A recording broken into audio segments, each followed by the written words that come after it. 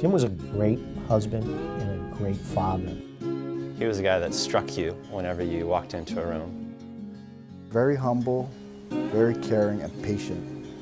He was just that good guy that everyone could count on. Jim and I first met at our church, and in a week we just knew that we were the one for each other and we wanted to spend the rest of our lives together. He was a boat captain and he did parasailing. He worked with tourists, and then he became a firefighter. The thing about Jim is that he was a young man, 28 years old, and at this point in his life he was already thinking about doing individual planning. And he was saying, I'm going to be getting married soon, and I was thinking I might need to get a life insurance policy for my wife.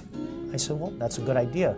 So what we did is we started with a basic policy, which is generally a small policy, just to get someone started. And then we had Mia, and then we had Levi. But that wasn't enough to keep pace with what was going on in his life. And that's when he bought the second policy. The new policy was a 20-year term policy. Jim was a planner. He was thinking further than just next year, next week. We had left and went to go visit his family in Virginia. About a week after we came home, he started having pain. And that was when we said, okay, we need to go see a doctor about this. When I picked him up, the doctor looked at me and said, we found a mass, colon cancer. And I think that was the hardest time in our life. He went in for surgery, and his surgeon came in, and he sat down with me, and at that point he had told me that the cancer had spread everywhere. A couple weeks before he died, he told me all the right words, just to take care of our children, that our finances were all taken care of. I got a call from Jim, and he said, well, whatever it is that you're going to do with my life insurance policies, you might want to go ahead and start doing that. I've been told I don't have much longer.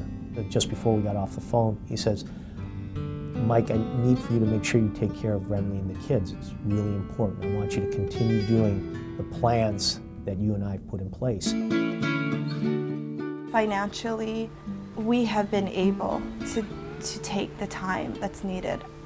I cannot even imagine if soon after my husband's passing, I had to leave my children to take care of our home.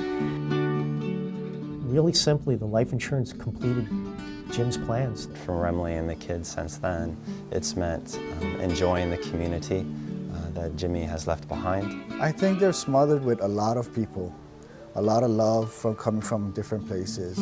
So I think they'll be okay. My husband planned in very sacrificial ways for our family. There's not a moment that I could not think of my husband and not cry, but yet there is a solid happiness that is there, knowing that everything is in the right place in our life.